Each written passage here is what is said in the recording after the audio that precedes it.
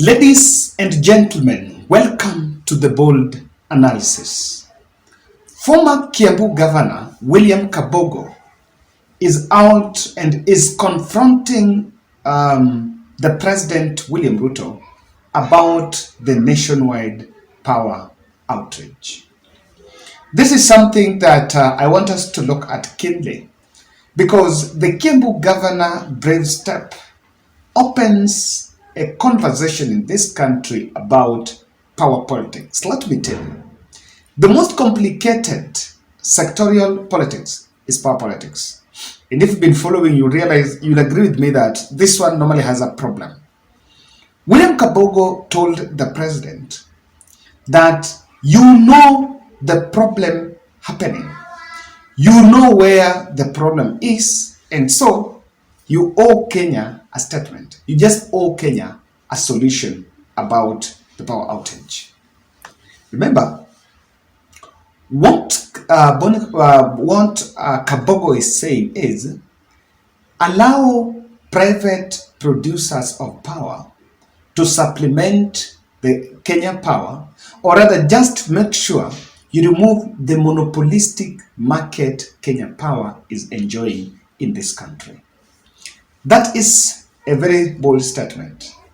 And I can tell you that yesterday there was a national power outage, a blackout, and the supplier is saying that there was a problem at the Suswa base. There was some problem there, but then they struggled and fixed it later in the night.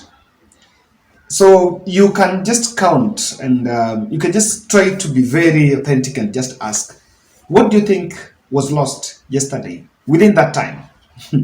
For those who are out of Kenya, in other countries, they will actually tell you the way the national government of those places. A friend just called me telling me, Kevin, here where I stay in Japan, STIMA, when there is no power, I can tell you that government will have to compensate for losses that shall be accrued because of that. So today, just picking it from William Kabogo, I want us to delve deep into the politics of power. William Kabogo is not your ordinary politician. At one point, this was a leader that was actually at the center of Uhuru Kenyatta's succession.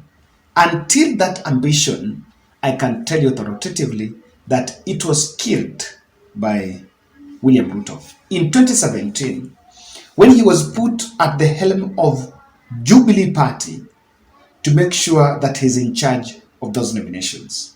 And when that happened, that's how the political ambition, or rather the political career of Kabogo was actually demolished.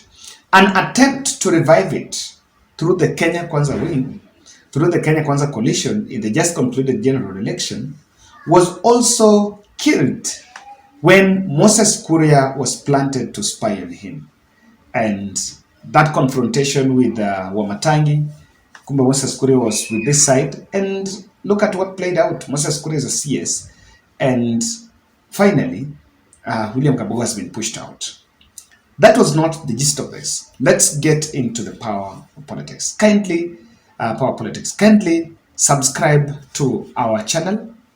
I want to ask you to share our videos, and those who also support us. Today I'm going to pin my number down there in the comment section. So for those who can also share some support, I'll be glad. Now, the power problem has been defined in different ways. The first one has been on the grounds of subsidy on electricity. That is one. The other problem has also been defined as IPPS.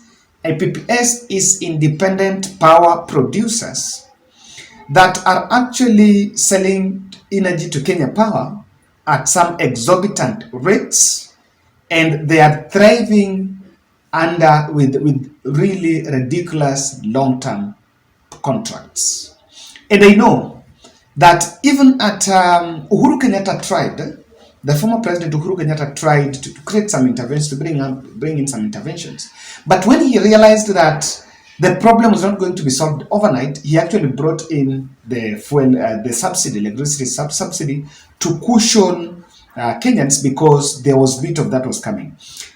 What I have been seeing is a consistent narrative that what Uhuru Kenyatta brought up as subsidy to cushion the population was actually just a cash cow. That is one narrative that has never been, I've never appreciated it, but I've also not got a ground on its truth or false about it. Others have looked at the power politics as a management problem. Now, recently, the power producers, managers, were chased by Parliamentary Investment Committee legislators when they were summoned to explain why they are still making losses, and whether they've been making losses, why they are making losses despite of the hefty charges they're imposing on that product. Despite of the high cost of the product, why are they making where they're not making good profits?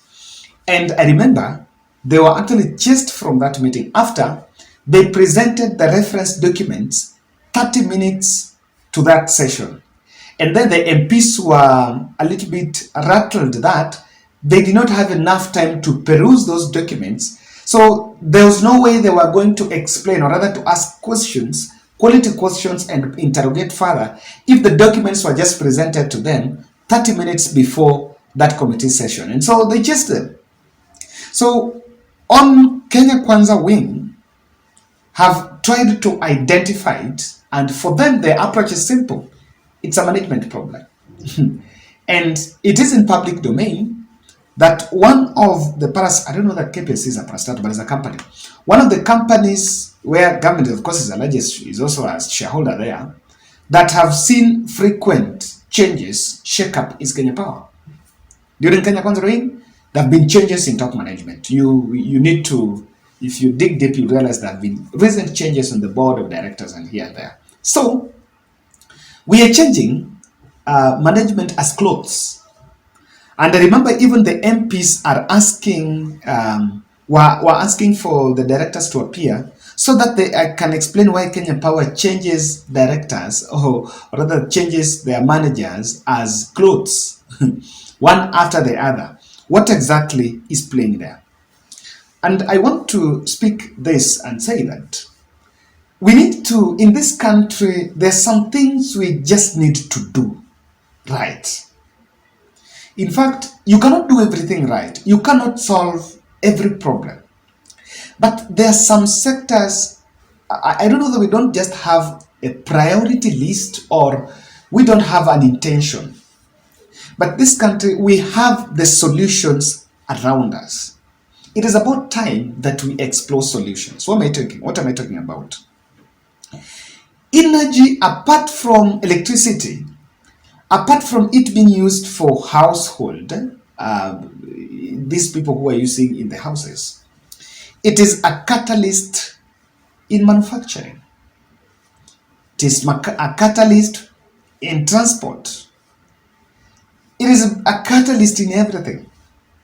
But then, someone was just sharing with me a story that in Japan, after the World War II, they invested in some 3 sectors. One was technology. And the technological development was spearheaded by quality labor market. They really had people who were enthusiastic to innovate. So Japan also had a very quality labor. And then the other third thing that spurred their industrialization was stable energy. So in this country, there is no way we are going to have a discussion in this country about manufacturing.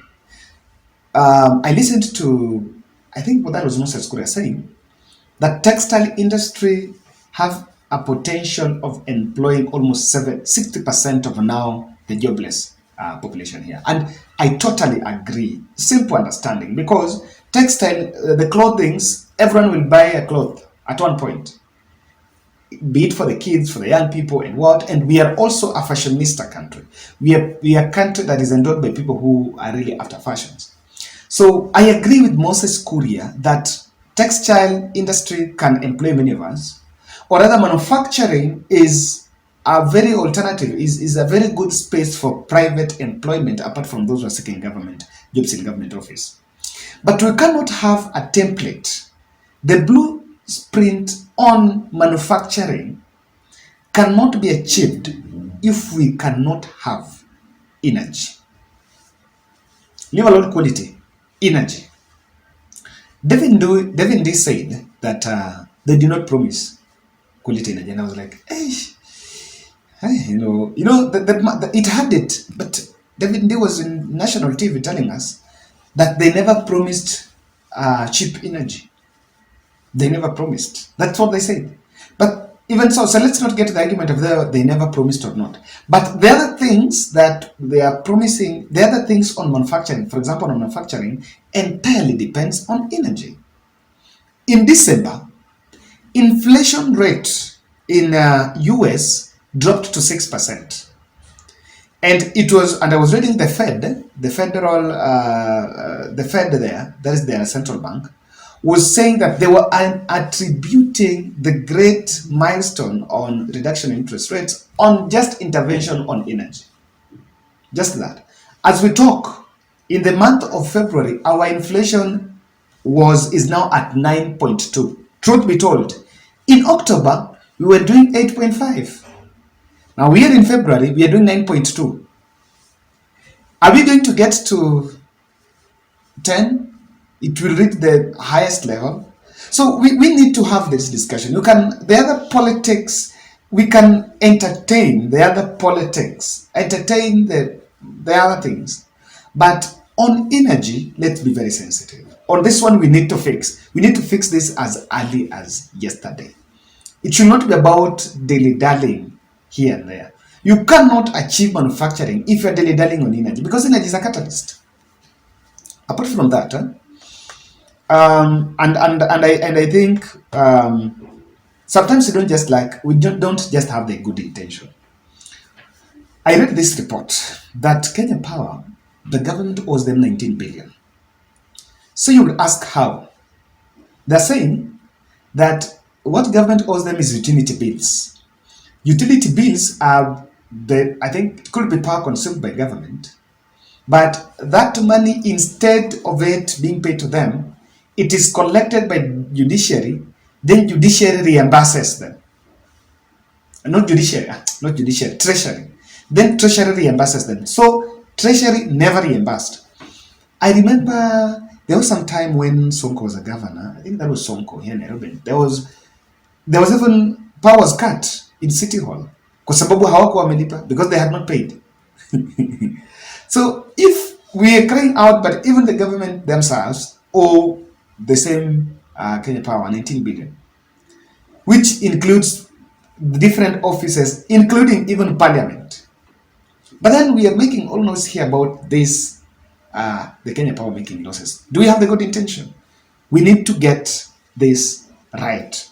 And as many people, as Kabogo is putting it, the president knows where the solution is. If you can end the monopolistic market, end it. But is there an intention? I'm getting worried, because Dada Nyoro is one of the largest shareholders in Kenya Power. I don't know. Politics of Kenya Power. The president said there was a rule for government not to do business with government. But they are also, Kenya Power also, they have shares there. It's interesting time, but we must have the intention. If you can't fix energy, hakuna kitu. This country should be disbanded. As Bodo, the famous Langata guy, once said, we must fix energy.